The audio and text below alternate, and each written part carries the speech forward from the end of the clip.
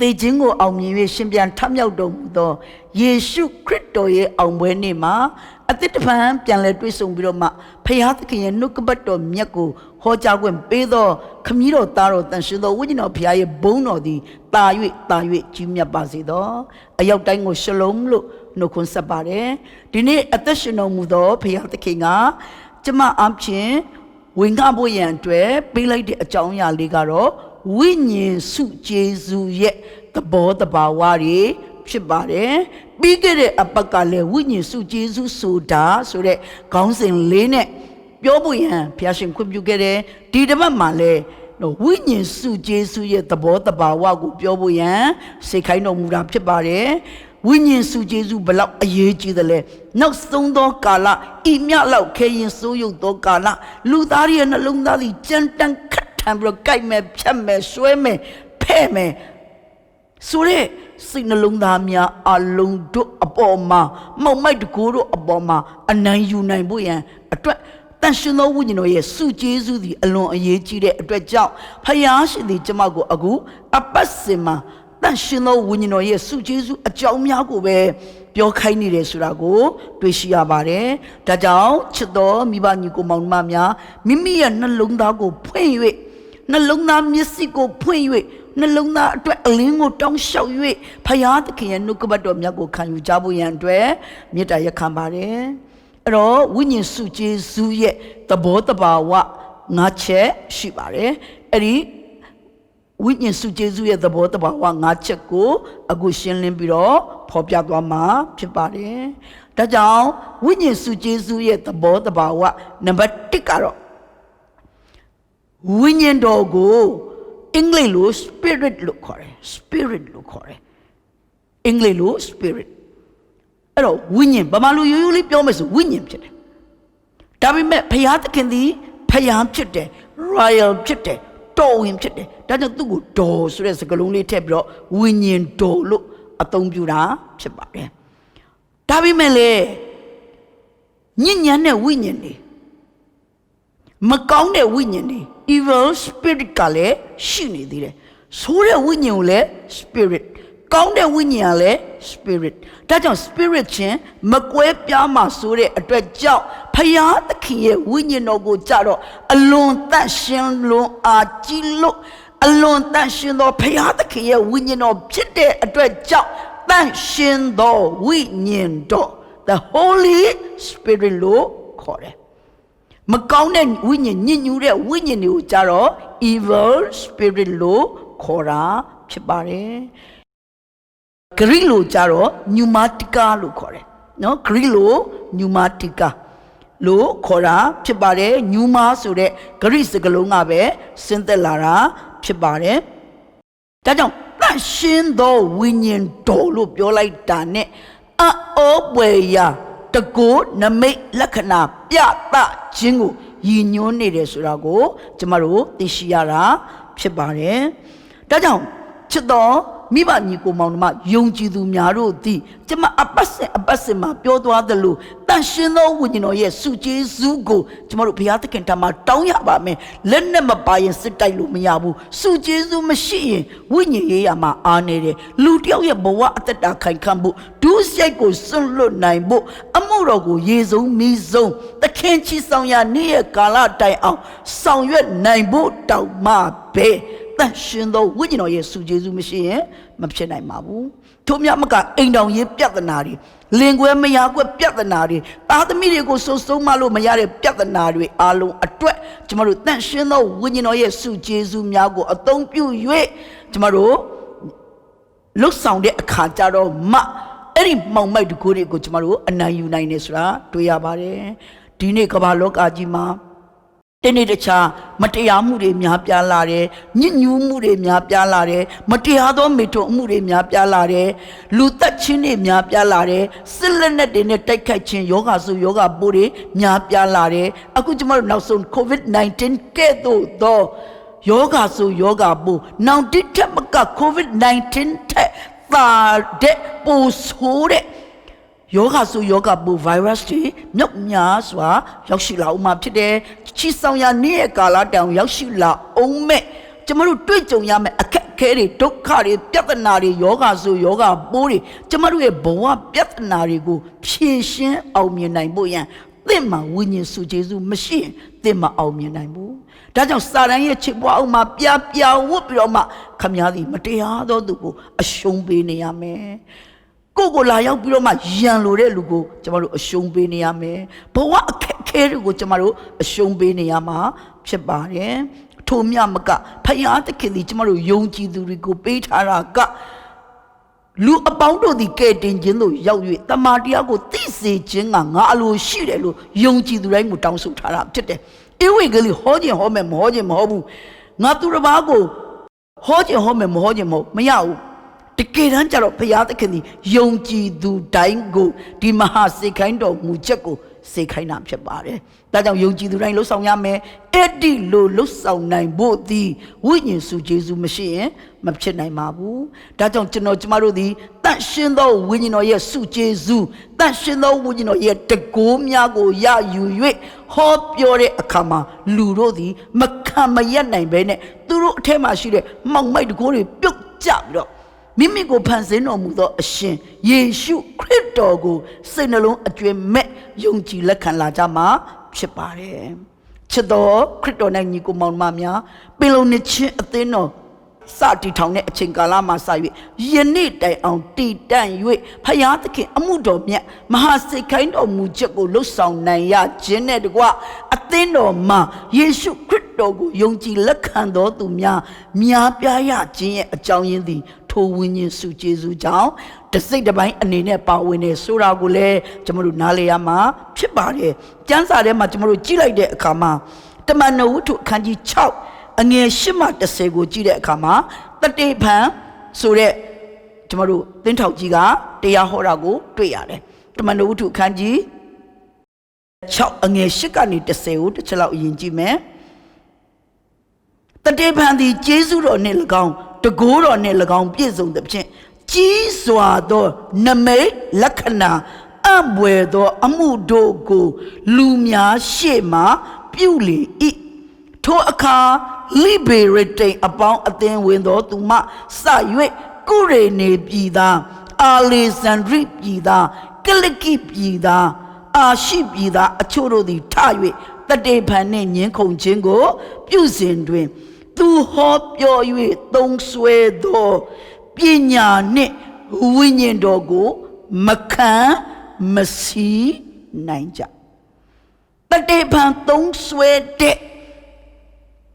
ပညာဘယ်လာတဲ့ပညာလဲဖယားသခင်ထံကလာတဲ့ဝိညာဉ်စုကျေးဇူးဖြစ်တဲ့ပညာနဲ့ဝိညာဉ်တော်ကိုအဲ့ဒီလူအုပ်စုသည်မခံမစီနိုင်ကြဘူးမခံမစီးနိုင်တယ်ဆိုတာမခံမရနိုင်ဘူးမစီးတားနိုင်ဘူးအဲ့ဒီလူတွေကဘယ်သူတွေလဲကြမ်းပြုတ်เสียတွေဖြစ်တယ်အဲ့ဒီလူတွေကပညာတတ်တွေဖြစ်တယ်လူကုန်တအတိုင်းဝိုင်းတွေဖြစ်တယ်ထိုပုဂ္ဂိုလ်များတို့သည်တတိပံဟောပြောတဲ့တရားကိုကြားရတဲ့အခါမှာသူတို့နည်းနည်းမှမခံမရနိုင်ဖြစ်တယ်ဆိုတာကိုတွေ့ရှိရတယ်ဟုတ်ပြီတတိပံဟောတဲ့တရားကဘာလဲနတ်ကိုးကွယ်ခြင်းမပြုတ်ဖို့ရုပ်တုကိုးကွယ်ခြင်းမပြုတ်ဖို့ဖြစ်တယ်သူကဘာနဲ့ပြောလဲမောရှေသည်ဖယားသခင်စေခိုင်းတော်မူခြင်းအရာအီဂျစ်ပြည်ကနေပြီးတော့ဣသရေလလူမျိုးများကိုထုတ်ဆောင်လာတဲ့အခါမှာလမ်းမှာရွှေကိုသွန်း၍နွားတငယ်ရုပ်တုကိုလှုပ်ဆောင်ခဲ့ကြတယ်ဒါကြောင့်ထိုသူတို့သည်တောထဲမှာလဲပြီးတော့သေရတယ်ဆိုတဲ့အကြောင်းကိုတတိဖန်ကဟောတာဖြစ်တယ်အဲ့ဒါကိုကျွန်တော်တို့ဒီတမန်တော်ဝတ္ထုအခန်းကြီး6နဲ့9ပေါ့ကြည့်လို့ရှိရင်တွေ့နိုင်တာဖြစ်တယ်အဲ့ဒီခါမှာရုပ်တုမကိုးကွယ်ဖို့ပြောတဲ့အခါမှာရိုးရမလုပ်ဖို့ပြောတဲ့အခါမှာနတ်မကိုးကွယ်ဖို့ပြောတဲ့အခါမှာလူတို့သည်မခံရနိုင်ကြဘူးသူတို့သည်ထိုအရာကိုကိုးကွယ်နေကြတာဖြစ်တဲ့အတွက်ကြောင့်သူတို့အထဲမှာရှိတဲ့နတ်ဆိုးသည်လုံးဝမခံမရနိုင်ဖြစ်ပြီးတော့မှတတေဖန်ကိုကြောက်ခဲနဲ့ပေါက်တက်ခဲ့တယ်ဆိုတာကိုတွေ့ရတယ်ဒါပေမဲ့လေအဲ့ဒီအချိန်မှာနောက်တစ်ချိန်မှာပေါလုဖြစ်လာမယ်ရှောလူသည်ထိုသတင်းစကားကိုကြားသွားရတယ်ဒီတတေဖန်ကိုတတ်တဲ့အထဲမှာ तू ကခေါင်းဆောင်၍မင်းတို့ကြောက်ခဲနဲ့ပေါက်နော်ငါတာဝန်ယူတယ်အဲ့လိုလုပ်ခဲ့တဲ့ပုဂ္ဂိုလ်ဖြစ်တယ်ဒါပေမဲ့အဲ့ဒီနေ့ကအဲ့ဒီရှောလူခေါ်ပေါလုကြားခဲ့ရတဲ့တရားသည်ရှောလူထဲမှာမျိုးစေ့အဖြစ်နဲ့ဝင်သွားတာဆိုတာကိုလည်းတွေ့ရှိရပါတယ်ဒါကြောင့် တတိပံပြောတဲ့တရားကိုလူတွေဘာလို့မခံမစည်းနိုင်တာလဲဖယားသခင်ထံမှလာတော့ဝိညာဉ်တော်နဲ့ဝိညာဉ်စုကျေးဇူးကြောင့်ဖြစ်တယ်ဆိုတာကိုကျွန်တော်တို့တွေ့ရှိရတာဖြစ်ပါတယ်နောက်တစ်ခုကျွန်တော်တို့ရှင်ပေတရုနဲ့ရှင်ယောဟန်ကိုကြည့်လိုက်တဲ့အခါမှာတမန်တော်ဝတ္ထုအခန်းကြီး4အငယ်73-78မှာရှင်ပေတရုနဲ့ယောဟန်ကဗိမာန်တော်ကိုသူတို့လာတယ်တင့်တကာဝမှာထိုင်ပြီးတော့တောင်းစားနေလူကိုတွေ့တယ်အဲ့ဒီပုဂ္ဂိုလ်ကသူတို့ရှိမှတောင်းတဲ့အခါမှာပေတရုကဘာပြောလဲငါမှရွှေမရှိဘူးငါမှငွေလည်းမရှိဘူးဒါပေမဲ့ရှိတဲ့ရငါပေးမယ်နာဇရက်မြို့သားယေရှုနာမ၌ထအဲ့ဒီခါမှာနှစ်ပေါင်းများစွာလမ်းမလျှောက်နိုင်တဲ့ပုဂ္ဂိုလ်ဒီလမ်းလျှောက်နိုင်၍ခြီးဖုံးမှုခြီးမျက်စိတို့သည်တန်ဆွမ်း၍ကလျက်ခုံလျက်ချီးမွမ်းလျက်ပေတရုယောဟန်နဲ့တူဗိမာန်တို့ကိုဝင်တာကိုမြင်တဲ့အခါမှာလူတို့သည်အံ့ဩကြတယ်ဟဲ့အဲ့ဒီပုဂ္ဂိုလ်တွေကဟိုနာဇရက်မြို့သားယေရှုရဲ့နောက်ကိုတကောက်ကောက်လိုက်နေတဲ့လူတွေမလားဟာသူတို့ပညာတတ်တယ်လည်းမဟုတ်ဘူးသူတို့တတိယကြွယ်တွေလည်းမဟုတ်ဘူးကံပြပညာရှင်တွေလည်းမဟုတ်ဘူးနတ်ဆိုပညာရှင်တွေလည်းမဟုတ်ဘူးဘာတကောဘာအစွမ်းတတိမှရှိတဲ့ပညာရှင်တွေလည်းမဟုတ်ဘူးဘလို့ဖြစ်လို့ဒီခြေတော့မတန်တဲ့ပုဂ္ဂိုလ်မွေးကလေးကခြေတော့မကောင်းတဲ့ပုဂ္ဂိုလ်ကိုသူတို့ကခြေတော့ပြန်ပြီးတော့လမ်းလျှောက်နိုင်အောင်လုံနိုင်ရတာလေအဲ့ဒါလို့သူတို့အော်မိန်မောပြီးတော့သွားရတယ်သို့ပါတော့လေထိုနေ့ထိုအမှုအရာအဖြစ်လူ9000ပြောင်းလဲသွားတယ်အာမင်ပေတရုနဲ့ယောဟန်တင့်တယ်တကားဝမှာချီမစွမ်းတဲ့ပုဂ္ဂိုလ်ကိုနာဇရက်မြို့သားယေရှုနာမနဲ့သူတို့ရထားတဲ့နတ်ဆိုးနှင့်ထုတ်ခြင်းအနာရောဂါငြိမ်းခြင်းတကိုးပြခြင်းစုကျေးဇူးအဖြစ်ထိုနေ့မှာလူ9000ပြောင်းလဲသွားတယ်ချစ်တော်မိဘများနဲ့သားသမီးများပေတရုနဲ့ယောဟန်ရဲ့တကိုးသည်အထက်မှဘုရားသခင်ထံမှလာတော့အလင်းတို့ရဲ့အဖထံမှတက်ရောက်တော့တကိုးတတေဖန်ရဲ့တကိုးဟောပြောနိုင်တဲ့တကိုးသည်အသက်ရှင်တော်မူသောထာဝရဘုရားထံမှတက်ရောက်တဲ့တကိုးတရားဝင်တကိုးဖြစ်တယ်ချစ်တော်မိဘညီကိုမောင်မများအဲ့ဒီပေတရုယောဟန်သုံးခဲ့တဲ့တကိုးတတေဖန်တို့ရှောလူတို့သုံးခဲ့တဲ့တကိုးကိုသင်လည်းတရားဝင်ရယူခွင့်ရှိတယ်ဖယားရှင်ရဲ့အမှုတော်မြတ်အတွက်အသုံးပြုခွင့်ရှိတာဖြစ်ပါတယ်သင်လည်းရယူခွင့်ရှိတာဖြစ်တဲ့အတွက်ကြောင့်ဖယားသခင်ထံမှာတောင်းလျှောက်၍ပျောက်ဆုံးဝိညာဉ်တွေကိုချစ်တယ်ဆိုရင်သူတို့တကယ်ကယ်တင်ခြင်းရဖို့သူတို့တကယ်ထာဝရတဲ့ရဖို့သူတို့ရဲ့ချီနှောင်မှုအပေါင်းချုပ်နှောင်မှုအပေါင်းမှလွတ်မြောက်ဖို့ရန်သင်သည်အဲ့ဒီဝိညာဉ်စုကျေးဇူးကိုအသုံးပြုဖို့လိုအပ်တာဖြစ်ပါတယ်ကောရိန္သုဩဝါဒစာပထမဆုံးအခန်းကြီး2အငယ်7မှ73ကျွန်တော်တို့တစ်ချက်လောက်ဖတ်ဖို့လိုအပ်ပါတယ်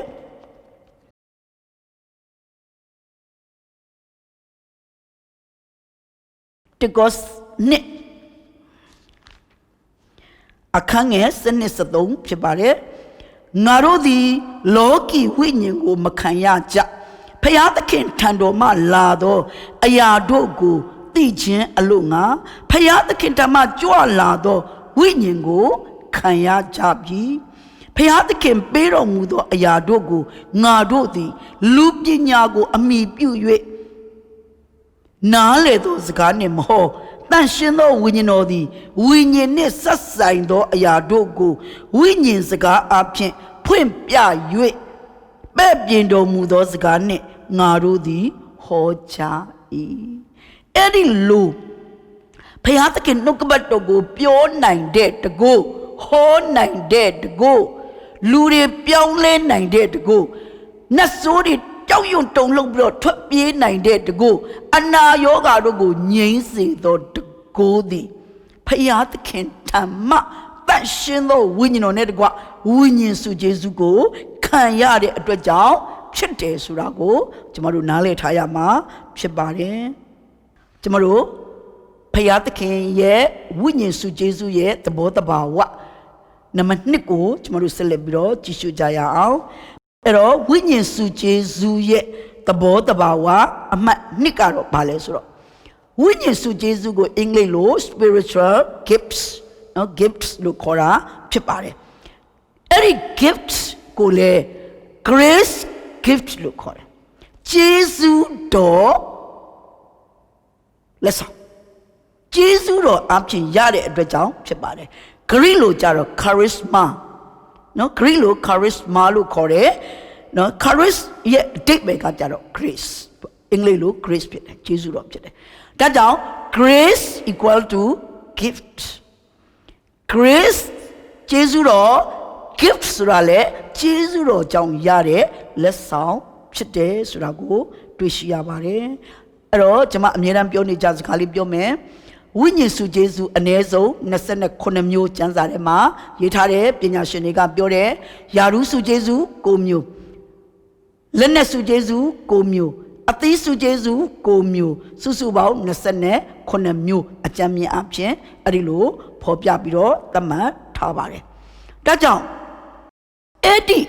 Lenesu Jesu Chesse, when you su Jesu Chesse, Ari Nakuga. Takeko Jesu that the Abiyara, Chapare. Young Jesu Chitesoye. Tolo lemobu, Talo lemobu, Tinyari yan Tolo lemobu, Bassani Shilu lemo. Tamapayataki Amurogo sound you at Chende, Sanda, she de so yen. Every book oboma, Payataki, every winning of good ton long broma, winning su Jesu go Abira, Chapare. Timaya Kemo, Sia Utonlendi, Imatama, Piatake Murogo, say Artatane, a Yenonga engineer, a local loyene, Ewingelide, low song get there. The Karunga is a matuabiro, see a thing on it too. No, the Tohabro, whoop you go where Jenny, Lumama Sudan Jenny, look there. Look there, Kama, to the Karunga, a Lumamadia will sit down pay like that. Su don't be like the Kama, Nasua Tatware. Maybe you should know my party at the job, Nasua Tatware. That may any chemasia utolendi, Amuras on Dialem Hopu. They also see Dialem Hopu. When you su Jesu there, Mayatao, do Yatara, Chadoba does a Kukayatari, that may Chadoba does a Kalituamaduna, Jalabi. Majalabi, Madomu. Davi Meletu and Nasun took chin, and now yoga ninjingo to the Lumamouth and Nari, the job to Lusone. Look some be pian lare chema tu maune ka I 2000 kama nasua pian like lare. Eri kama imatama ka maune kama 6 do. Imatama be seniti cha maundat do. Chama ye kimbo saya utonle maune ka di. Kalamali tiyak ko win time mi de kala chao ma. No, di pila mo ma shi de. Kala chao nama win time mi de. Eri minkle totally ko kanyare Dodole, Jesu Jang, a movement Chipene, a simple bine, G. Edwards, Tuyare. Yojinaga Bale solution. She Maduga, Nasun Tode. No mat care, Nasugo, Yome solution, winning out the Gune, and now you name Jim, Machine Kama, in Nasuga, Pian Lebro, don't pian take Dadigo, Kanyare Surago, Tuyare, Tomyamaka, Sia Utolinga, Arilu Nasu Nito, and now Yoga Nini, looked at a Kama, a machine, Jamap. Jamatami, Bed Chip, the young Mohodia Chani. Tugo Pian Lulu, Nasuga Pian Lulu, Miare Kama, Jamar ne An Nere, Jamane Jamatamia, the zone to Kudo with a Nago, Kansaya Chete. Dame Chausia Mishibu, Edidonga, Edilu, Kansagaya. Todo leve a thing of my national, you know, don't long like that, Kama, Eddie winning su Jesu Miago, Yashibro. Payata Kentama Lare to go below Yamale Sure, Nisine de go Tilare Kama. Tamarudi, Nasun to you, and Ayoga Ning go. Tamaru Nibau Miazwa, you need tea time on Lusayado, a queen at Gua. Do yet systematically below Loyame Sure, a Yariasa, Piashing at the baby, the Zadasa, Pimpia Lagera, Chibare, Enaga, Tamaru. Tolon lo, that long lo, suit down nine long lo, Mohopu Sura, when come on. To Yamyarudi, Payat Kendi, Amuro Myaku, Samuel Ludo, 6 and that, Pimpia do, go, the Ketios was Samuel Nambuya, Dwat, Leonard doesn't be like Chime, Chite, Surago, Wishiabare. Any winning su Jesu, ha, Matai Matambene, Yashida. Chite, Matamene Yashire, winning the song, Chibare. Any winning su Jesu, Yashi Chin am Chin. Below Joe Jesu, tomorrow Yashidele, a to the bien, Lene su Jesu, Yaru su Jesu, Yashi Chin am below Joe Yalesro. Go ye a twin winning go, Ko am Pere. Mimi Matas 1 9 Iago, that's 1 9 Lare. Tomorrow Tema Ari, she beat it. ထူးဖြင့်အခြားသောဘာသာစကားအလုံးဝမရှိဘူးဆိုတော့ကျမအလုံးဝမရှိဘူးထမင်းကစားတာတော့သုံးပကံကျမထမင်းသိကြိုက်တယ်ထမင်းကိုသုံးပကံစားတယ်သို့တော့ထမင်းသုံးပကံစားပြီးကျမအားမရှိဘူးပရောဖက်ကိုဆူတောင်းဖို့ခေါ်တာတောင်ပရောဖက်ကိုကျမဟေးလာအောင်လို့အဲ့လိုခေါ်နိုင်ဘူးထမင်းသုံးပကံစားတယ်ခန္ဓာကအားရှိပေမဲ့ဝိညာဉ်ကအားမရှိတဲ့အခါမှာလူပါထမင်းသုံးပကံစားပြီးဂျုံဂျုံကျသွားတယ်သို့တော်လည်းပရောဖက်နဲ့တွေ့ပြီးတော့ပရောဖက်ကဘာလို့ရမယ်ဘုရားသခင်ထံမှာအတန်တော်ကြားရတဲ့အခါမှာအဲ့ဒီအတိုင်းကျွန်မလှုပ်ဆောင်တယ်ဒါကြောင့်အခြားသောဘာသာစကားနဲ့ဘုရားနဲ့ဆက်ဆံလေးအထဲမှာတရှင်သောဝိညာဉ်တော်ကကျွန်တော်တို့အထဲမှာရှိတဲ့နတ်ဆိုးဝိညာဉ်ဆိုမောင်မိုက်တကိုယ်တွေကိုထုတ်ပေးလေဒူးစိုက်တွေကိုထုတ်ပေးလေကျွန်တော်တို့ခန္ဓာစိတ်ဝိညာဉ်တန့်လေဝိညာဉ်အားရှိလေဖြစ်ပါတယ်ဘုရားသခင်ရဲ့နိယာမမှာသူ့ရဲ့အမှုတော်ကိုဆောင်ရွက်တော့မယ်ဆိုရင်အရင်ဆုံးဝုန်းဆိုပြီးတော့အားကိုဖြစ်မပေးဘူးမဖြစ်ဘူးဒူးစိုက်တွေအကုန်ထုတ်ဖို့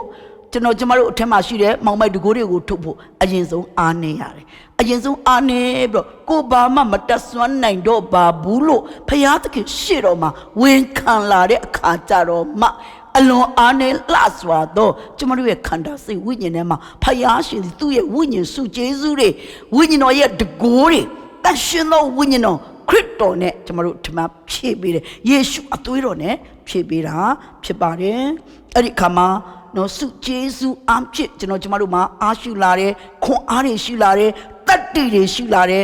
ရောက်တဲ့နေရာမှာခေါင်းဆောင်ဖြစ်လာတယ်ကြောင်မှာကပ်ပြီးနေရတဲ့ဓမ္မနောက်ပိတ်ခွေးတွေမဖြစ်တော့ဘူး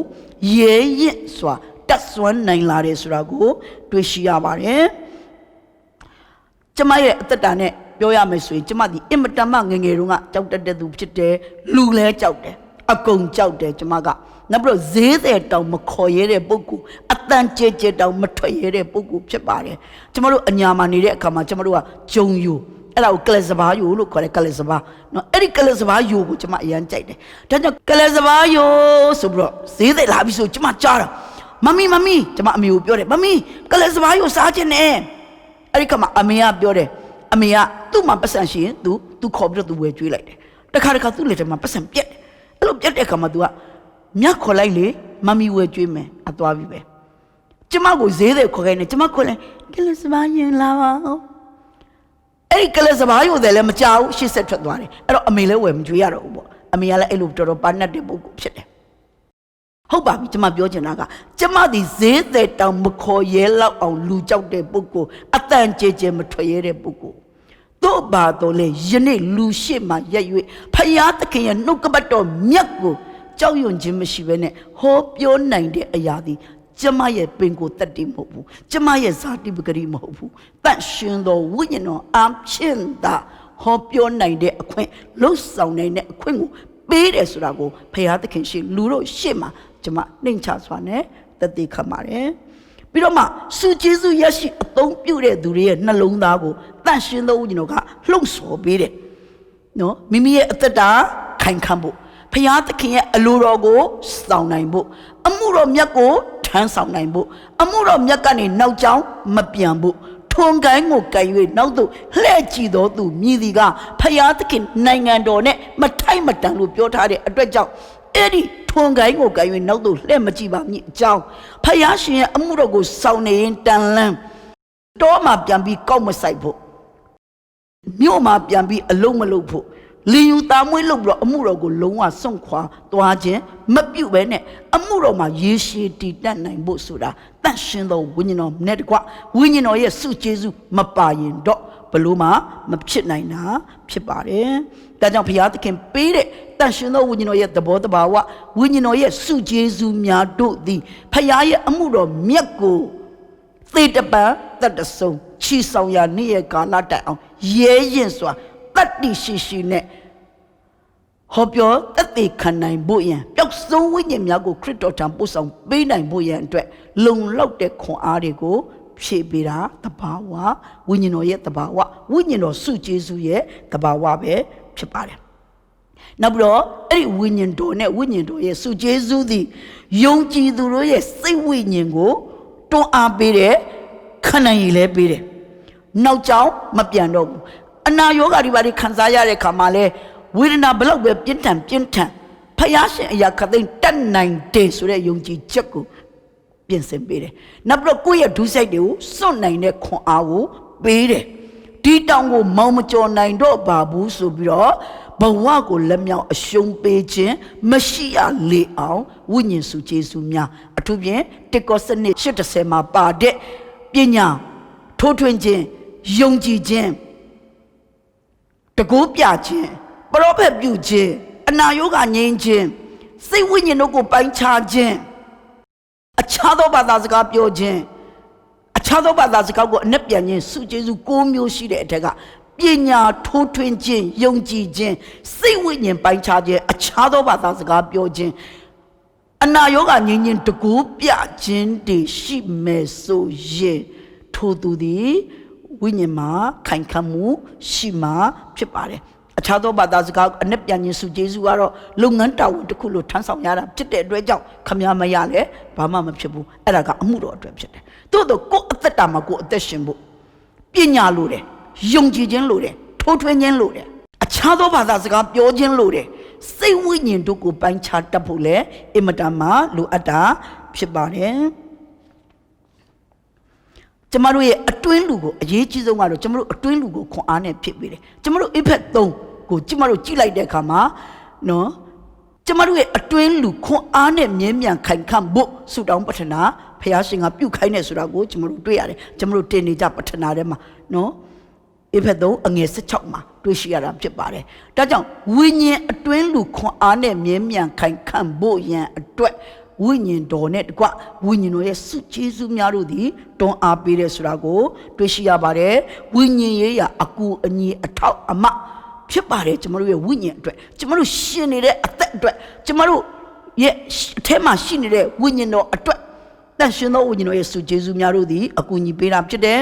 ယောမအခန်းကြီး7အငယ်6ကနေ8ကိုကြည့်လိုက်တဲ့အခါမှာယာဒူးစုကျေးဇူးတွေကိုတွေ့ရတယ်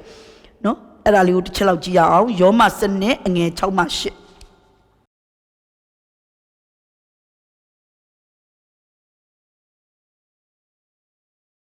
တေချာဖတ်ရအောင်ထို့သောပေးတော်မူသောကျေးဇူးတော်အတိုင်းငါတို့သည်အသီးသီးအပြားပြားသောဆုများကိုခံရသည်ဖြစ်၍ပရောဖက်အရာရှိလေယုံကြည်ခြင်းဤပမာဏရှိသည့်အတိုင်းပရောဖက်ပြုကြဓမ္မဆရာအမှုရှိလို့ရှင်လည်းဓမ္မဆရာရဲ့အမှုကိုဆောင်ရွက်ဆုံးမဩဝါဒပေးခြင်းအမှုကိုစုကျေးဇူးရတဲ့လူကလည်းဆုံးမဩဝါဒပေးခြင်းအမှုကိုပြုနှိုးဆော်သွေးဆောင်ခြင်းစုကျေးဇူးရတဲ့လူကလည်းနှိုးဆော်သွေးဆောင်ခြင်းကိုပြုနော်စွန့်ကြဲဝင်ငါဖို့စုကျေးဇူးရှိတဲ့လူကလည်းစွန့်ကြဲဝင်ငါခြင်းကိုပြုနောက်အုတ်ချုပ်တော်သူလုံလဝရိယနဲ့နော်အုတ်ချုပ်နောက်ပြီးတော့မဆာတနာခြင်းယာရုကိုရတဲ့လူကလည်းမဆာတနာတဲ့အလုပ်ကိုလုပ်နော်ဒါကတစ်ခုနောက်တစ်ခုတစ်ကောစနစ်28တစ်ကောစနစ်28ကိုတစ်ချက်ကြည့်မယ်နော်သူကတစ်ပိုက်ထဲပဲဖယားသခင်သည်ပထမအရာ၌တမန်တော်တို့ကို၎င်းဒုတိယအရာ၌ပရောဖက်တို့ကို၎င်းတတိယအရာ၌ဆရာတို့ကို၎င်းထို့နောက်တကူပြသောသူတို့ကို၎င်းထို့နောက်အနာရောဂါကိုငြိမ်းစေနိုင်သောသူတို့ကို၎င်းသင်းထောက်တို့ကို၎င်းစီရင်အုပ်ဆိုးသောသူတို့ကို၎င်းအမျိုးမျိုးသောဘာသာစကားပြောနိုင်သောသူတို့ကို၎င်းအသင်းတော်၌ခန့်ထားတော်မူ၏အသင်းတော်မှာတမန်တော်ပရောဖက်ဆရာမဆာသနာတော်သူအုပ်ချုပ်တော်သူနှိုးဆော်သွေးဆောင်တော်သူမှစ၍အဲ့ဒီစုကျေးဇူးယာဒူးများကိုဖယားရှင်ကခန့်ထားတယ်တဲ့ဒါကြောင့်ချစ်တော်သားသမီးများချစ်တော်ခရစ်တော်နဲ့ညီကိုမောင်နှမများသင်ရပါပြီလားယာဒူးမရှိရင်ယာဒူးမရှိတဲ့လူကဘယ်လိုအလုံးလုံးမလဲကျမဒီအထက်တန်းပြဆရာမနဲ့ယာဒူးနဲ့ရှိတဲ့အချိန်မှာကျမခင်မွန်ကစစ်တွေမျိုးကိုပြောင်းသွားရတယ်သူ့ရဲ့လုပ်ငန်းကပြောင်းသွားတဲ့အခါမှာကျမကလည်းကိုခင်မွန်မရှိတဲ့ရန်ကုန်မြို့မှာကျမမနေချင်တဲ့အတွက်ကြောင့်ကျမလည်း transfer တင်ပြီးတော့ကျမလည်းလိုက်သွားတယ်။တိုးတော့ဟိုရောက်တဲ့အခါမှာဒီ Navy ကစစ်တပ်ထက်ကဘူမူကတော်တွေနဲ့ကျမတို့ခင်မင်တဲ့အခါမှာသူတို့ကကျမကိုအပြစ်တင်တယ်။ဟေးဆီယမဘာလို့ပြောင်းလာတာလဲ။ကျမတို့တောင်မှပဲကျမတို့ယောက်ျားသူတို့စစ်ဘိုလ်တွေဘူမူတွေဖြစ်တယ်။အဲ့ဒီအခါမှာကျမတို့ယောက်ျားတွေတောင်တခြားကိုပြန်ပြောင်းသွားပြီးကျမတို့ကစစ်တွေမှာပဲကြံရင်ခဲ့တယ်။သူတို့လည်းကြောင်းဆရာမတွေပဲ။ကျမတို့ခင်မွန်းတဲ့က ပြန်တောင်ပြောင်းသွားရပြီကျမတို့ကတော့မပြောင်းရသေးဘူးလို့ပြောတဲ့ခါမှာကျမစိတ်ပူတယ်တော့ကြာကိုယောက်ျားကရန်ကုန်ပြန်ပြောင်းတခြားနယ်ပြန်ပြောင်းကျမစစ်တွေမှာကြာရေးခဲ့မယ်ဒုက္ခပဲဆိုပြီးတော့မှကျမရဲ့ရှောက်လွှာ transfer တင်ထားတဲ့ရှောက်လွှာကိုကျမတပည့်တယောက်ကိုကျမခိုက်လိုက်တဲ့ခါမှာသွားပြီးတော့ရှောက်လွှာကိုပြန်ပြီးတော့ရုပ်သိမ်းတာမရတော့ဘူးတဲ့တိုးတော်လည်းအိတ်ခါမှာကြံမိကြံရပေါ့နော်အဲ့တော့လည်းဖေကလည်းသိပြီးအာမကိုတက်သေးဘူးဆိုတော့ကျမရဲ့ခင်မွန်းတဲ့ကကျမတို့အမျိုးတော်တဲ့ဒုဗိုလ်မှူးကြီးစွန်စထန်ကျမတို့စီရင်ချင်းနဲ့အလုံးသိကြတယ်အဲ့အန်ဂယ်ကိုဒုဗိုလ်မှူးကြီးစွန်စထန်ကိုနော်အကူညီတောင်းတဲ့အခါမှာဒုဗိုလ်မှူးကြီးစွန်စထန်ဒီသူ့ရဲ့ဗိုလ်မှူးကြီးယူနီဖောင်းနဲ့ဌာနဆိုင်ရာကိုတွား၍ထိုရှောက်လွှာကိုပြန်လဲရယူပေးခဲ့တဲ့အတွက်ကြောင့်ကျမဒီစစ်တွေကိုမပြောင်းရဘဲနဲ့ရန်ကုန်မြို့ကိုလုံနေတဲ့အင်းစိန်ကကျောင်းမှာပဲဆက်လက်ပြီးတော့အထက်တန်းပြယာဒူကိုထမ်းဆောင်ခဲ့ရပါတယ်ယာဒူဘလောက်အရေးကြီးသလဲနော်ယာဒူသည်အင်မတန်မှအရေးကြီးပါတယ်လောကအရာမှာပဲဖြစ်ဖြစ်ဝိညာဉ်အရာမှာပဲဖြစ်ဖြစ်ယာဒူသည်အင်မတန်မှအရေးကြီးတယ်ဒါကြောင့်ချစ်တော်မိဘများကျမတို့ပါဝင်နေတဲ့ဒီ local church မှာပဲဖြစ်ဖြစ်ဒေသန္တရအသင်းတော်မှာပဲဖြစ်ဖြစ်စัจ java လာအသင်းတော်ကြီးမှာပဲဖြစ်ဖြစ်ကျမတို့သည်ယာဒူတစ်ခုအနေနဲ့ပါဝင်ရမယ်ယေရှုကိုယုံကြည်လက်ခံပြီးအိမ်မှာအိတ်လိုက်စားလိုက်ခလေးထိန်လိုက်ကြောင်းတက်လိုက်ကျူရှင်တက်လိုက်လုံနေလို့တော့မရဘူးအသင်းတော်ထဲမှာခမရသည်ယာဒူးတစ်ခုနဲ့ပါဝင်နေရမယ်တမန်တော်လားဒါတော့အချင်းပြည့်မှုတော်ဆောင်မှဖြစ်မယ်ပရောဖက်လားနော်မဆာသနာတော်သူလားနှိုးဆော်သွေးဆောင်တော်သူလားစွန်ကျဲဝင်ငါတော်သူလားတင်းထောက်လားစီရင်အုပ်စိုးတော်သူလားတခုခုတော့ခမရသည်ပါနေရမယ်ယာဒုတစ်ခုခုနဲ့ခမည်းသည်အလုံးလုံးနေရမယ်အသင်းတော်နဲ့ချိတ်ဆက်နေရမယ်ဆိုတာကိုကျမတို့နားလည်ရတာဖြစ်ပါတယ်နော်အဖေအခန်းကြီးလေးအငယ်7မှာလည်းပြောထားတယ်ခရစ်တော်ရဲ့ကိုယ်ခန္ဓာ the body of Christ ကိုတိဆောက်ဖို့ရန်အတွက်ဖယားသခင်သည်ယုံကြည်သူများတန်ရှင်းသူများတို့သည်ဓမ္မဆရာရဲ့အမှုကိုဆောင်ရွက်နိုင်ဖို့ရန်နံပါတ်1တမန်တော်နံပါတ်2 prophet နံပါတ်3သာသနာပြုနံပါတ်4သင်းအုပ်နံပါတ်5 teacher ဆရာကိုခန့်ထားတယ်ဆိုတာကိုလည်းကျွန်တော်တို့တွေ့ရှိရတယ်။ဒါကြောင့်ကျွန်တော်တို့ဒီဖယားသခင်ရဲ့အမှုတော်ထဲမှာထိရောက်စွာဆောင်ရွက်နိုင်ဖို့ယာဒူးတစ်ခုရှိထားဖို့လိုတယ်။ဒါပေမဲ့အဲ့ဒီယာဒူးကိုကျွန်တော်တို့ငွေနဲ့ဝယ်လို့မရဘူး။တချို့သောအသင်းတော်တွေမှာအသင်းတော်ရဲ့သင်းထောက်ကိုပတ်စံရှိသောသူဂုဏ်တွေရှိသောသူများကိုခန့်ထားတယ်။တို့ပါတော့လေဖယားသခင်ကကြတော့ကျွန်တော်တို့ကိုဒီဝိညာဉ်စုကျေးဇူးတွေကိုဘလို့လူမျိုးကိုပေးတယ်လေ။ဆိုရင်ဖယားသခင်ရဲ့အမှုတော်ကိုလှုပ်ဆောင်နိုင်တဲ့ပုဂ္ဂိုလ်လှုပ်ဆောင်ခြင်းနဲ့စိတ်ရှိတဲ့ပုဂ္ဂိုလ်နဲ့တကွာဝိညာဉ်တော်နဲ့ပြည့်ဝသောပုဂ္ဂိုလ်များကိုခံထားတော်မူတယ်ဆိုတာကိုတွေ့ရှိရပါတယ်။ဒါကြောင့်ခရစ်တော်၌ညီကိုမောင်နှမများမိမိရထားတဲ့ဝိညာဉ်ရာထူးများနဲ့အညီဝိညာဉ်စုကျေးဇူးကိုအသုံးပြုပြီးတော့သူတစ်ပါးတို့ရဲ့အကျိုးဖြစ်ထွန်းဖို့ရန်အတွက်ကျွန်တော်တို့အသုံးပြုရမယ်ဆိုတာကိုတွေ့ရှိရတာဖြစ်ပါတယ်။ Nowဝိညာဉ်စုကျေးဇူးရဲ့သဘောတဘာဝအမှတ်3ကိုဖော်ပြပါမယ်အဲ့ဒါကကြတော့ဗာလဲဆိုတော့သူတစ်ပါးကိုအစေခံတတ်လာတယ်ဝိညာဉ်စုကျေးဇူးရှိတဲ့လူကသူတစ်ပါးကိုအစေခံတတ်တယ်ဆရာကြီးလှုပ်တတ်တာမဟုတ်ဘူးနော်လူတွေကျွန်တော်တို့ခရိယန်လောကမှာလူတွေတယောက်နဲ့တယောက်ယုံကြည်သူတွေတယောက်နဲ့တယောက်နောက်လေနောက်ထရှိတယ်တပည့်တော်ဖြစ်တဲ့နန်းကိုနော်တပည့်တော်စစ်ဖြစ်အောင်တက်ခိုင်းလိုက်တာကွာပြန်ဆင်းလာတာတပည့်တော်တော့မဖြစ်ဘူးဆရာကြီးတွေပဲဖြစ်ပြီးပြန်လာတယ်လို့ပြောကြတယ်ဝိညာဉ်စုကျေးဇူးရှိတော်သူသည်တပည့်တော်စစ်ဖြစ်တယ်လို့အစေခံတတ်တော်သူလည်းဖြစ်လာတယ်ဆိုတာကိုတွေ့ရတယ်အင်္ဂလိပ်လိုတော့ service or ministry လူတွေကဧဝံဂေလိဟောပြီးတော့တရားတွေပါတွေဟောပြီးတော့ဆရာကြီးဖြစ်လာတဲ့အခါမှာအယံကိုမာနကြီးသွားတယ်ဆိုတာကိုတွေ့ရတယ်အမှန်ဆိုရင်ကျမတို့အမှုတော်ဆောင်များတမန်တော်ပဲဖြစ်ဖြစ်ပရောဖက်ပဲဖြစ်ဖြစ်ဘလို့ရာဒူးကြီးနဲ့အသင်းတော်မှာပါဝင်နေသည်ဖြစ်စေကျမတို့လုပ်ရတဲ့အလုပ်ဒီ service ဖြစ်တယ်အစေတော်ခံခြင်းဖြစ်တယ်ဒါကြောင့်ကျမတို့ဒီအစေတော်ခံဖို့ရန်အတွက်ဝိညာဉ်စုကျေးဇူးမရှိတဲ့လူကအစေတော်မခံနိုင်ဘူးဖခင်သခင်ရဲ့အမှုတော်ဆိုတာနတ်ဆိုးတွေနဲ့ထုတ်အနာရောဂါတွေငြိမ်းနမိတ်လက္ခဏာတွေပြတရားတွေဟောကျမ်းစာတွေသင်ဒါပဲမဟုတ်ဘူးလေဖခင်သခင်ရဲ့အမှုတော်ဆိုတာကန္တာသည်အများကြီးရှိတယ်အသင်းတော်ထဲမှာနော်ဆရာသမားတွေကဟောလို့ပြောလို့ပြောင်းလဲလာတဲ့ပုဂ္ဂိုလ်တွေကိုလူအပ်တဲ့အခါမှာချက်ပြုတ်၍ကျွေးမွေးခြင်းအခမ်းပြီးတော့ကြိုးဆိုခြင်းကာမောင်ပေးခြင်း decoration များကိုလှုပ်ဆောင်ပေးခြင်း live တွေ video တွေရိုက်ကူးပေးခြင်းချီးမွမ်းခြင်းကိုးကွယ်ခြင်းတွေကိုခေါင်းဆောင်ခြင်းတိခတ်ခြင်းသိဆိုခြင်းပေါင်အိုးထိုးတဲ့အသင်းတော်တွေမှာဆိုရင်ပေါင်အိုးလေးများကိုလှပစွာထိုးခြင်းမယုံမသိအတုပတွေဘာတွေရှိတဲ့အခါမှာအတုပဒီပန်းကိုလုတ်တာကအစဆိုင်မှာမဝေနိုင်ရင်ကိုယ့်ကိုလုတ်ရမယ်အဲ့ဒီလိုလုတ်တတ်တဲ့လူကအစဒါလေးတွေဟာစုကျေးဇူးမရှိရင်မလုတ်နိုင်တဲ့အရာဖြစ်တယ် decoration လေးကိုလှအောင်ဘယ်လိုပြင်ရမလဲပေါင်းလေးကိုလှအောင်ဘယ်လိုထိုးမလဲဂီတာကိုဘယ်လိုတီးမလဲ drum ကိုဘယ်လိုတီးမလဲတချင်းကိုဘယ်လိုဆိုမလဲမိုက်ကင်တာတောင်ဘယ်လိုကင်မလဲဆိုတာစုကျေးဇူးမရှိမသိနော်အသံကိုဘယ်လိုအနေထားလေးနဲ့ဘယ်လိုနော် color လှအောင်ဘယ်လိုဆိုမလဲဒါသူစုကျေးဇူးနဲ့သူကျမမှတော့အဲ့ဒီစုကျေးဇူးပါမလာတာသိကြတယ်တချင်းကိုကျမတချင်းကလည်းရေးတယ်ဆိုတာလေကျမရဲ့အစွမ်းစာနဲ့မဟုတ်ဘူးကျမရေးတဲ့တချင်းတွေတော်တော်များများရှိပြီဒါပေမဲ့ကျမကဆိုတတ်လို့မဟုတ်ဘူးဒါပေမဲ့ဘုရားရှင်ကကျမကိုတန်စင်လေးနဲ့တကွတချင်းလေးကိုရေးရတဲ့အခွင့်ကိုဘုရားရှင်ပေးတယ်ကျမဒီတချင်းလေးတွေရေးတဲ့အခါမှာငါတချင်းဆက်လိုက်အောင်မယ်ဆိုတဲ့စိတ်နဲ့ရည်ရွယ်ချက်နဲ့ရေးခဲ့တာတခုမှမရှိဘူးဖယားသခင်ရဲ့ဝိညာဉ်တော်ကနေအတွင်းထဲကနှိုးဆော်လာတဲ့အခါမှာကျမအိယာကနေတရင်တို့ထပြီးတော့လေရေးရတဲ့အခွင့်ဘုရားရှင်ကပြင်ဆင်ပေးတယ်အဲ့ဒါကစုကျေးဇူးဖြစ်တယ်အသင်းတော်မှာရောက်ရှိလာတဲ့သူတွေအားငယ်လို့အိမ်အောင်ရေးမှအစင်မပြေလို့ငွေရေးကြေးရေးချက်တီးလို့ခက်ခဲလို့နောက်ပြီးတော့အနာရောဂါတွေခံစားရလို့အားငယ်ဝမ်းနဲ့စိတ်ပြက်ပြီးတော့ရောက်လာတဲ့သူတွေကိုအပြုံးလေးနဲ့ကြိုးစုတတ်ခြင်းသည်လေဝိညာဉ်စုကျေးဇူးဖြစ်တယ်အားပေးနှစ်သိမ့်တတ်ခြင်းသည်လေဝိညာဉ်စုကျေးဇူးဖြစ်တယ်ပေးကမ်းစွန့်ကြဲတတ်ခြင်းသည်လေဝိညာဉ်စုကျေးဇူးဖြစ်တယ်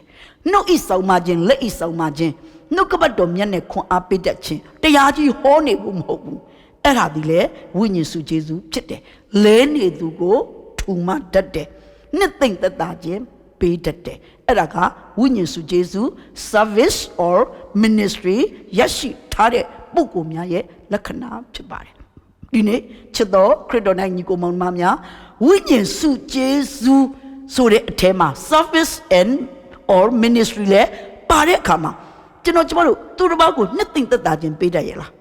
ဒုက္ခရောက်ပြီးလာတဲ့လူကိုကျွန်တော်တို့သက်သာစေရာနှုတ်စကားလေးနဲ့ပြောတတ်ရဲ့လားနော်နှုတ်ကပတ်တော်လေးနဲ့ခွန်အားပေးတတ်ရဲ့လားဆုတောင်းပေးတတ်ရဲ့လားငွေကြေးကြက်တီးတဲ့လူကိုကူညီပေးတတ်ရဲ့လားဒါတွေကကျွန်တော်တို့အမှုတော်မြတ်မှာတရားဟောနေုံတစ်ခုတည်းနဲ့မဟုတ်ဘဲနဲ့ထိုအရာတွေလည်းအလွန်ကိုအရေးကြီးတယ်ဆိုတာကိုတွေ့ရှိရပါတယ်ဆရာကြီးတယောက်ပြောဘူးသလိုပဲအသင်းတော်ထဲမှာတကယ်ကိုမိခင်ကောင်းစိတ်ဓာတ်ရှိတဲ့အမျိုးသမီးကြီး2ယောက်လောက်ရှိရင်ကိုပဲတော်တော်ကိုအဆင်ပြေတယ်လာတဲ့လူကိုနှွေးထွေးစွာခွန်အားပေးမယ်မဆမယ်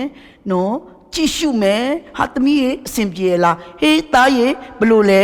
စသည်ဖြင့်နော်မိတ္တဟာယအားဖြင့်ရင်းရင်းနှီးနှီးနွေးနွေးထွေးထွေးဆက်ဆံပြီးတော့ပေးတတ်ခြင်းသည်လေဒါဟာစုကျေးဇူးတစ်ခုပဲဖြစ်ပါတယ်ဒါကြောင့်ဝိညာဉ်ယာရုစုကျေးဇူးများရရင်ရသလောက်ကိုတက်စွမ်းသလောက်အသုံးပြုပါနော်လက်နဲ့စုကျေးဇူးဘာရထားလဲရထားတဲ့အလျောက်အသုံးပြုပါအဲ့ဒါသည်ဖျားသခင်ရွေးကောက်ထားတဲ့လူတွေကဲတင်ခြင်းရဖို့ကဲတင်ခြင်းရပြီးသောသူတွေထာဝရအသက်ရဖို့ထာဝရအသက်ရပြီးသောသူတို့သည်တန်ရှင်သောဝိညာဉ်တော်ကိုလက်ခံ၍ဝိညာဉ်တော်နဲ့ရှောက်လှမ်းတတ်ဖို့ရန်အတွက်ကျမတို့သည်အသုံးတော်ခံရတာဖြစ်တယ်ဆိုတာကိုကျမတို့သိရှိရမှာဖြစ်ပါတယ်ဟေဘရဲအခန်းကြီး9အငယ်1ကိုကြည့်လိုက်တဲ့အခါမှာသခင်ယေရှုခရစ်တော်အကြောင်းကိုရေးထားတယ်ဆိုတာကိုတွေ့ရတယ်အဲ့ထဲမှာကောက်နှုတ်ပြီးတော့ကျွန်မဖော်ပြမယ်ကျမ်းစာတော့မဖတ်တော့ဘူးယေရှုသည်သူသည်လို့ရေးထားတယ်သူသည်ဆိုတာယေရှုသည်ကိုယ်တိုင်နွမ်းဤအားနေခြင်းရှိသည်ဖြစ်၍မိုက်သောသူမှားယွင်းသောသူတို့ကိုသီးခံခြင်းငါတတ်နိုင်၏ယေရှုသည်လူဘဝနဲ့လူဇာတိနဲ့ဆင်းလာတယ်သူမောဘူးတယ်မောတဲ့လူကိုချင်းစားတယ်